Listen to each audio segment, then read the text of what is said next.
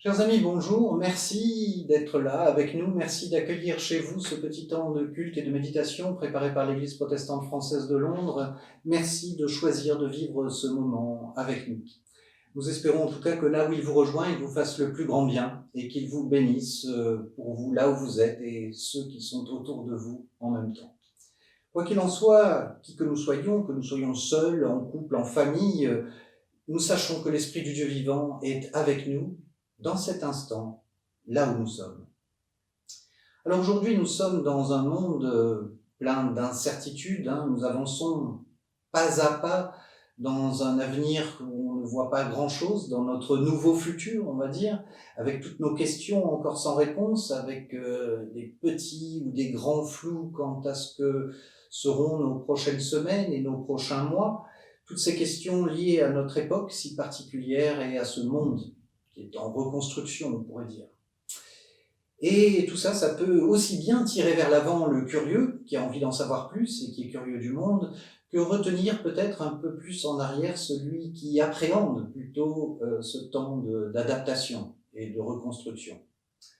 Mais quoi que nous vivions, encore aujourd'hui, le fait de chanter Dieu, le fait de lui dire notre reconnaissance, de lui dire notre gratitude, ça reste une arme formidable contre la peur des lendemains et toutes les questions qui travaillent en nous.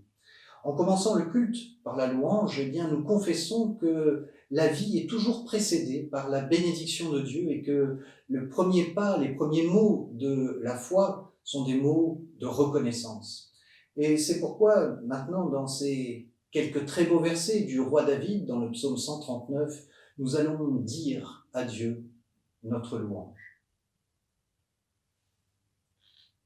Éternel, tu me sondes et tu me connais. Tu sais quand je m'assieds et quand je me lève, tu pénètres de loin ma pensée. Tu sais quand je marche et quand je me couche, et tu connais toutes mes voies. Car la parole n'est pas sur ma langue que déjà, ô Éternel, tu la connais entièrement. Une science aussi merveilleuse est au-dessus de ma portée. Elle est trop élevée pour que je puisse la saisir. Où irai-je, loin de ton esprit? Et où fuirai-je, loin de ta face? Si je monte aux cieux, tu y es. Si je me couche au séjour des morts, t'y voilà. Si je prends les ailes de l'aurore et que j'aille habiter à l'extrémité de la mer, là aussi ta main me conduira et ta droite me saisira. Si je dis, au moins les ténèbres me couvriront, la nuit devient lumière autour de moi. Même les ténèbres ne sont pas obscures pour toi, la nuit brille comme le jour et les ténèbres comme la lumière. C'est toi qui as formé mes reins, qui m'as tissé dans le sein de ma mère. Je te loue de ce que je suis une créature si merveilleuse.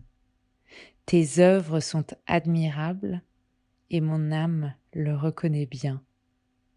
Mon corps n'était point caché devant toi, lorsque j'ai été fait dans un lieu secret, tissé dans les profondeurs de la terre. Quand je n'étais qu'une masse informe, tes yeux me voyaient, et sur ton livre étaient tous inscrits les jours qui m'étaient destinés, avant qu'aucun d'eux n'existât. Que tes pensées, ô Dieu, me semblent impénétrables, que le nombre en est grand. Regarde si je suis sur une mauvaise voie, et conduis-moi sur la voie de l'éternité. Amen.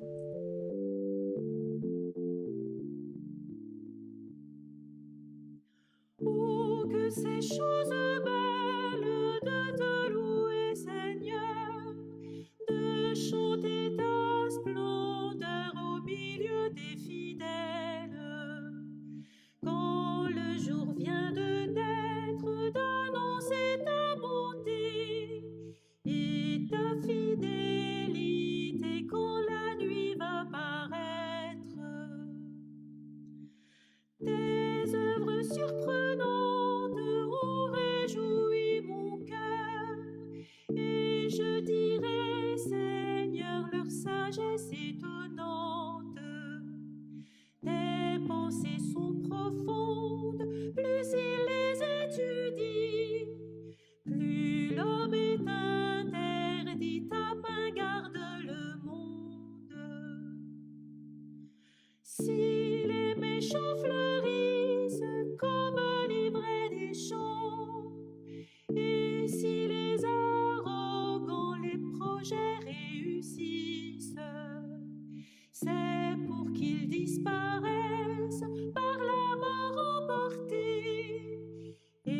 que soient dévoilés les plans de ta sagesse. Tu oins d'une huile fraîche le front de ton enfant. On le voit rayonnant, vigoureux comme un cèdre. Sa gloire et sa richesse sont d'orner ta maison. Tes fruits chaque saison combleront sa vieillesse.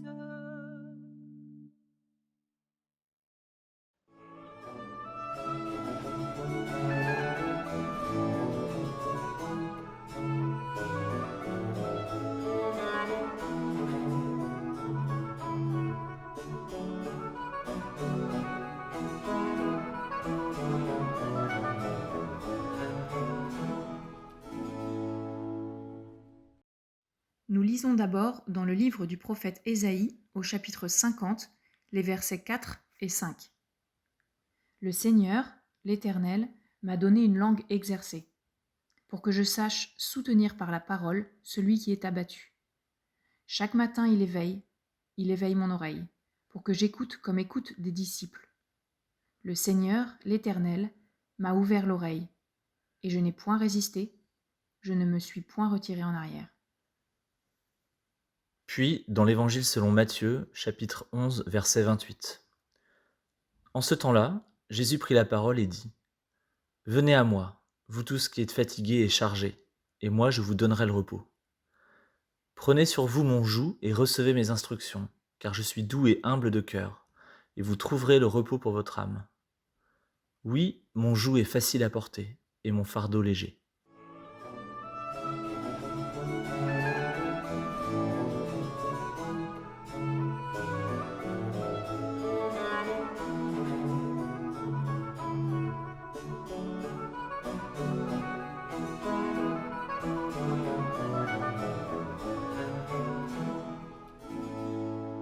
Alors cette parole que nous venons d'entendre de l'Évangile, vous l'avez peut-être reconnue, c'était la parole qui était le texte du jour de la semaine dernière, mais que j'ai voulu reprendre et méditer avec vous. Je ne sais pas si on a fait exprès de nous mettre cette parole du Christ comme ça, juste au début des vacances, mais on peut dire que ça tombe plutôt bien, hein, parce qu'après ces mois de confinement et de déconfinement maintenant, après ces mois de peur, de crainte, d'incertitude, de deuil aussi pour certains, il est évident que beaucoup parmi nous sont fatigués. Eh bien, pour une fois, on a envie de suivre les paroles du Christ à la lettre et d'oublier toutes nos tâches, toutes nos obligations et d'aller nous allonger dans l'herbe ou sur une plage pour vraiment nous reposer. On en a envie, en tout cas, ne serait-ce que par la pensée. Mais bon, que ce soit par la pensée ou par avion, avant de partir, nous pourrions peut-être entendre ce triple appel de Jésus qui pourrait se résumer dans ces trois verbes à l'impératif dans notre texte : venez, prenez et recevez. Venez d'abord. Venez, venez à moi, vous tous qui êtes fatigués et chargés, et je vous donnerai du repos. Alors on l'entend, Jésus ne dit pas « venez à l'église », il dit « venez à moi ». Et puis il dit « venez à moi, vous tous ». Hein, les petits, les enfants, les jeunes, les adultes, les personnes âgées qui sont fatiguées et chargées. Et pour tous, l'appel est le même, venir à Jésus. Et si l'appel est le même, c'est parce qu'il y a une promesse qui est liée au fait de venir à Jésus. Je vous donnerai du repos. Alors évidemment pour nous, aller à lui, c'est d'abord par sa parole, quand nous prenons le temps de nous arrêter tranquillement et dans le repos relire, écouter, méditer sur ce que Jésus nous conseille pour notre bonheur, pour notre vie. Et ce moment-là, déjà, en général, est très très paisible. Jésus nous invite tous qui sommes fatigués et chargés. Chargé, c'est un mot, un verbe un peu inhabituel, en tout cas dans le Nouveau Testament. Il évoque un peu plus loin, dans Matthieu, ce moment où, par exemple, les scribes et les pharisiens sont accusés de faire porter de lourds fardeaux aux gens, hein, justement en raison des exigences par rapport à la loi. La religion des scribes, c'était normalement quelque chose qui devait faciliter la vie des gens, qui devait alléger la vie des gens, qui qui honorait Dieu de cette manière-là, eh bien en réalité, elle condamnait le simple juif à toute une vie de labeur qui ployait sous un fardeau énorme de loi. D'ailleurs, de la même manière, alors que libérées de la loi par le Christ, les églises se sont empressées, elles aussi, de reposer comme ça des fardeaux pesants sur les épaules des chrétiens et de faire de la foi quelque chose de difficile à vivre, de lourd à porter, une chose épuisante à soutenir sur la distance et à porter comme ça sur la distance. Et c'est très dommage. C'est très dommage parce que le Christ offre le repos, et le repos même de la loi. Alors ce repos qu'offre Jésus en remplacement, bien sûr, ne libère pas de toute obligation, le sermon sur la montagne est là pour nous le rappeler, mais en raison de ce qu'il est, doux et humble de cœur, et en raison de ce qu'il souhaite pour l'être humain, une marche libre et joyeuse, eh bien, se soumettre à ses exigences à lui procure le repos de l'âme. On pourrait dire le soulagement de l'âme, on pourrait le traduire comme ça, procure le soulagement de l'âme. Alors certes, il y a quelques contraintes, mais Jésus aujourd'hui représente une qualité de repos qu'aucune religion au monde ne peut offrir, même toute chrétienne qu'elle serait. Venez à moi, dit Jésus. Et alors il nous propose d'être avec lui simplement, d'entrer dans son propre mouvement, de quitter, à vrai dire, ce qui nous prive, nous, de notre repos, de ce qui nous inquiète, de quitter toutes nos craintes, la crainte de ne pas y arriver, la crainte de ne pas réussir, de ne pas obtenir, de ne pas devenir, de ne pas être à la hauteur. Et pour cela, il nous offre sa manière de vivre. Il nous offre son joug. Alors le joug, c'est ce qui donne à deux animaux de trait d'avancer ensemble comme ça sur le chemin ou sur les sillons qui sont les leurs et de conjuguer leurs forces. Eh bien, il nous propose de marcher à côté de lui, mais pour que nous aussi, nous puissions apprendre à découvrir ce qui vit vraiment en nous. Parce que marcher avec lui, eh bien, ça nous permet de nous connaître toujours un peu mieux, parce que, voilà, c'est d'ancrer ces valeurs que nous entendons chaque jour, que nous recevons de lui, ben, ça nous permet de les ancrer dans notre cœur, dans notre être intérieur. C'est en tout cas ce qu'il nous propose. Et il nous le propose. Il n'impose pas quoi que ce soit. Il ne nous impose pas ce joug. Il nous invite nous-mêmes librement à nous en charger. Et c'est d'ailleurs le deuxième verbe que nous retenons pour ce matin. Prenez. Prenez mon joug sur vous. Alors, évidemment, le joug dans l'Ancien Testament, c'est quelque chose qui a été souvent symbole d'oppression. Israël se retrouve sous le joug de l'Égypte ou se retrouve sous le joug de Babylone. Mais petit à petit, avec le temps, ça a pris aussi la connotation de ce service volontairement accepté pour Dieu, ce service d'accomplir les commandements et d'obéissance à la loi. Et dans la Mishnah, on trouve même écrit que le joug de la loi est un joug dont chaque juif devrait être fier. Alors au départ, bien sûr, un tel joug n'était pas censé opprimer qui que ce soit, puisque son rôle était justement de soulager et de rendre le fardeau plus facile à porter. Mais voilà, il y a eu toutes les exigences arbitraires du légalisme pharisaïque et voilà, l'augmentation incessante de tous les cas d'application qui n'ont fait que complexifier la loi et la rendre plus pesante sur le dos des gens. Et ces religieux sont arrivés à faire de la loi et de la religion une charge quasi impossible à porter. En parlant d'eux, des responsables religieux et des docteurs de la loi de son temps, Jésus dira « Ils lient des fardeaux pesants et ils les mettent sur les épaules des hommes, mais ils ne veulent pas les remuer du doigt. » Alors un nouveau joug était donc nécessaire pour soulager ce fardeau. Eh bien, justement, Jésus a un joug qui est doux, qui est aisé, qui est facile, Christos en grec, qui signifie habituellement bon, bienveillant, non pas parce qu'il serait moins exigeant, mais parce qu'il permet d'entrer dans une relation de disciple avec celui qui est doux et humble de cœur. Prendre ce joug, ça veut dire accepter d'avoir Jésus à côté de soi tout le temps, en permanence. Ça veut dire accepter de marcher sans effort, à son rythme à lui. Ça veut dire caler notre pas sur le sien, et vous comprenez là qu'il ne s'agit pas là de donner, mais de prendre. Prenez ce joug, il est gratuit, il est libérateur, il est doux et facile à porter parce que c'est lui qui le porte avec vous. Alors c'est marcher non plus au pas des lois devenues pesantes, mais plutôt au rythme de la grâce qui se déverse chaque jour sur nos vies. Et par association, lorsque nous avons Jésus en nous, eh bien c'est alors que c'est nous qui portons le joug avec celui qui en a besoin, avec celui qui ploie sous le fardeau, pour l'aider à avancer, pour l'aider à porter. En fait, c'est Jésus en nous qui aide l'homme à avancer. J'aime beaucoup cette idée. Voilà, nous nous offrons nous-mêmes, en fait, pour aider les autres à cheminer, mais c'est le Christ en nous qui porte. Nous, nous donnons de notre temps, de notre énergie, de notre argent même éventuellement.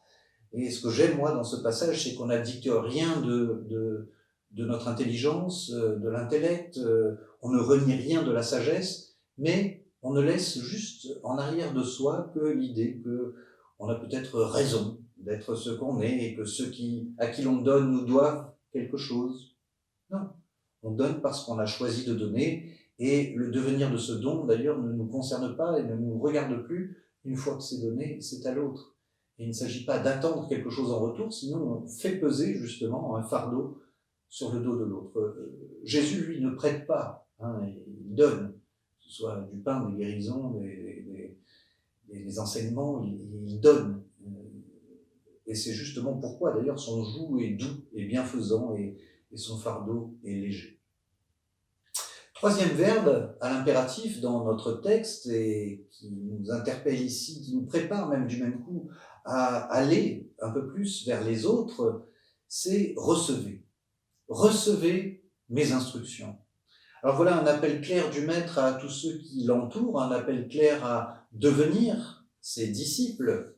Et qu'est-ce qu'un disciple ? Eh bien justement, c'est quelqu'un qui marche avec lui, qui marche à son rythme, qui se laisse instruire, qui se laisse enseigner, qui se laisse inspirer, un peu comme les disciples d'Emmaüs, qui étaient avec Jésus, qui marchaient avec Jésus pendant que Jésus leur parlait de la Torah et les enseignait sur la Torah. Alors recevoir ces instructions, c'est recevoir de lui, en fait, la direction à prendre. Entendre ça, c'est entendre de sa bouche, eh bien, quel est le bon chemin pour notre bonheur, quel est le bon fil à tirer pour notre destinée. C'est entendre toutes ces choses-là, c'est vivre dans cette intimité où on entend sa voix qui nous guide et qui nous conduit. Et non seulement pour nous d'ailleurs, mais même aussi pour les autres autour de nous. C'est ce qu'on a entendu dans notre première lecture ce matin avec la lecture d'Ésaïe, donc c'était 700 ans avant Jésus, il y avait déjà cette conscience de ce que doit être l'écoute du disciple au chapitre 50 que je vous relis. « L'Éternel m'a donné une langue exercée pour que je sache soutenir par la parole celui qui est abattu. Il éveille chaque matin, il éveille mon oreille pour que j'écoute comme écoutent les disciples. » Et à la toute fin de l'évangile, eh bien, Jésus semble envoyer les siens vers le monde pour leur dire que le bonheur se trouve lorsqu'on devient disciple. Sinon, il les aurait envoyés faire autre chose. Or, il les envoie faire des disciples. Or, le message est clair et il nous concerne tous, qui sommes entourés, je suppose, partout où nous sommes, de gens qui ploient sous des fardeaux, et nous sommes appelés à aller vers eux, mais nous devons d'abord recevoir ces instructions avant d'aller. Allez, et faites de toutes les nations des disciples, enseignez-leur à observer tout ce que je vous ai prescrit, et voici, je suis avec vous tous les jours, jusqu'à la fin du monde. Alors, saurons-nous entendre encore cet appel aujourd'hui et le prendre pour nous ? Venez, prenez, reposez-vous, recevez mes instructions, devenez mes disciples, et allez.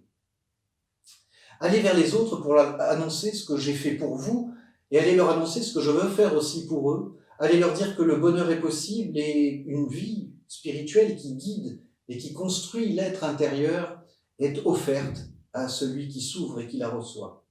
Allez, et vous pouvez aller, nous dit Jésus, tranquillement, paisiblement, heureusement, joyeusement, parce que je suis avec vous tous les jours.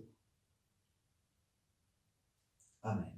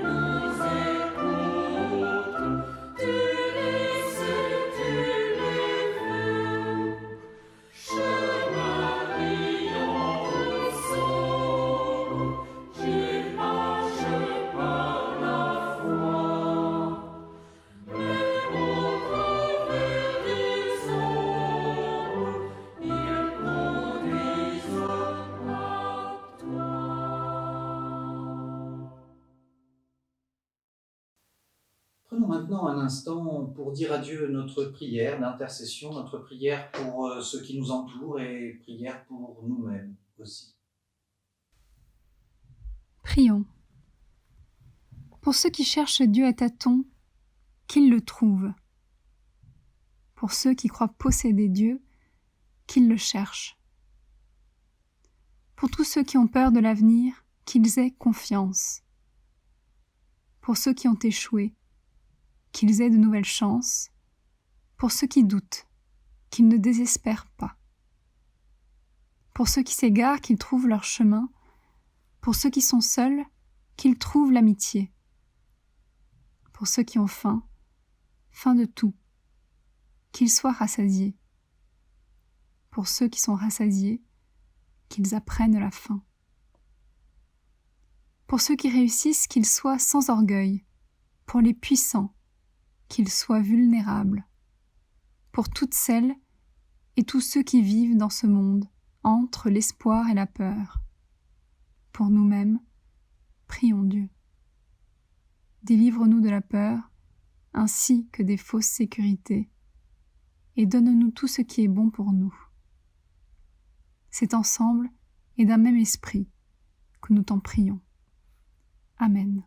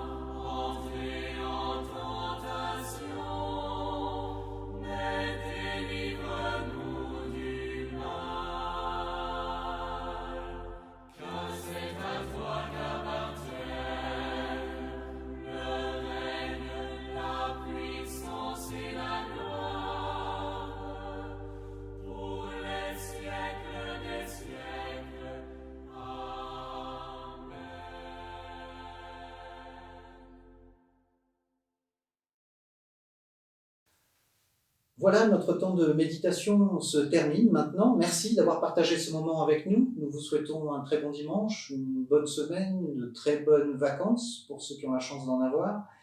Je vous laisse sur cette parole qui nous rappelle que le bonheur est une démarche de toute une vie. On n'a pas le bonheur une fois pour toutes. Tenter d'être heureux pour toujours, c'est comme essayer de manger une fois pour toutes.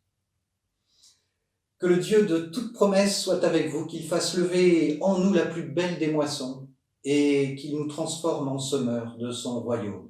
L'Éternel est avec nous tous. Amen. Bonne semaine, très bon dimanche à vous. Je chanterai l'Éternel tant que je vivrai. Je chanterai l'Éternel.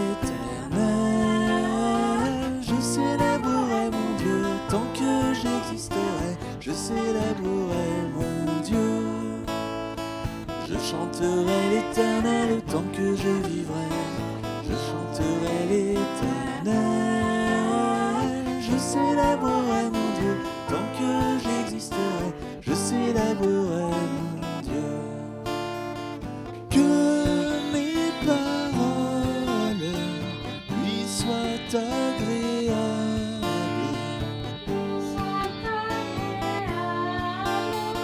Je veux me réjouir en l'Éternel. Je chanterai l'Éternel tant que je vivrai. Je chanterai l'Éternel. Je célébrerai mon Dieu tant que j'existerai. Je célébrerai mon Dieu. Je chanterai l'Éternel tant que je vivrai. Je chanterai l'Éternel. Je célébrerai mon Dieu tant que j'existerai. Je célébrerai mon Dieu.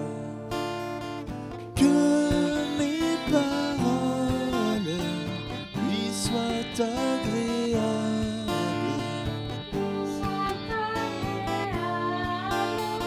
Je veux me réjouir en l'Éternel.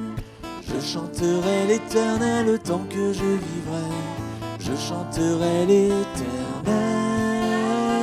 Je célébrerai mon Dieu tant que j'existerai. Je célébrerai mon Dieu.